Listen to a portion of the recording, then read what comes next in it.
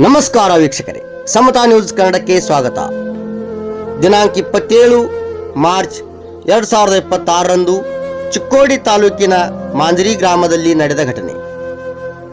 ಹೌದು ವೀಕ್ಷಕರೇ, ಮಾಂಜರಿ ಗ್ರಾಮದ ಶಾಂತಿ ಸಾಗರ್ ಶಾಲೆಯಲ್ಲಿ 10ನೇ ತರಗತಿಯಲ್ಲಿ ಓದುತ್ತಿದ್ದ ವಿದ್ಯಾರ್ಥಿ ಕುಮಾರ್ ಶ್ರೇಯಾಂಶ್ ಬಾಳಾಸಾಬ್ ಭೋಜ್ಕರ್ ವಯಸ್ಸು 16 ಎಂಬ ವಿದ್ಯಾರ್ಥಿಯ ಕೈ ಮೇವು ಕಟಾವು ಮಷಿನ್ನಲ್ಲಿ ಸಿಲುಕಿದೆ.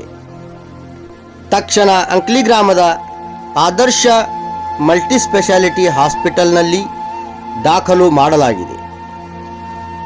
ಅಲ್ಲಿ ಮೊದಲಿಗೆ ಪ್ರಥಮ ಚಿಕಿತ್ಸೆ ಮಾಡಿ ನಂತರ ಮುಂಗೈವರೆಗೆ ಕೈ ಕಟ್ ಮಾಡಿ ತೆಗೆಯಲಾಗಿದೆ. ವಿಷಯ ತಿಳಿದ ಶಾಲಾ ಶಿಕ್ಷಕರು, ಶಾಂತಿ ಸಾಗರ್ ಶಿಕ್ಷಣ ಸಂಸ್ಥೆಯ ಅಧ್ಯಕ್ಷರು, ಮಾಂಜರಿ ಗ್ರಾಮದ ಮುಖಂಡರು ಆದರ್ಶ ಮಲ್ಟಿಸ್ಪೆಷಾಲಿಟಿ ಹಾಸ್ಪಿಟಲ್ಗೆ ಧಾವಿಸಿ ವಿದ್ಯಾರ್ಥಿಯ ಆರೋಗ್ಯ ಸ್ಥಿತಿಯನ್ನು ವಿಚಾರಿಸಿದರು.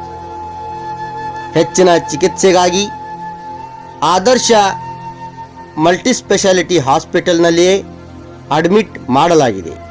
ವೀಕ್ಷಕರೇ, 10ನೇ ತರಗತಿಯ ಪರೀಕ್ಷೆ ಬರೆಯಬೇಕಿದ್ದ ವಿದ್ಯಾರ್ಥಿ ತನ್ನ ಬಲಗೈ ಕಳೆದುಕೊಂಡಿದ್ದು ದುಃಖದ ಸಂಗತಿಯಾಗಿದೆ.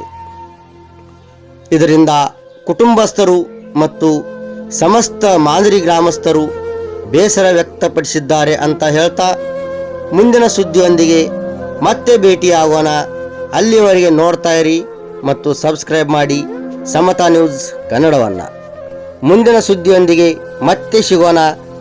ನಮಸ್ಕಾರ.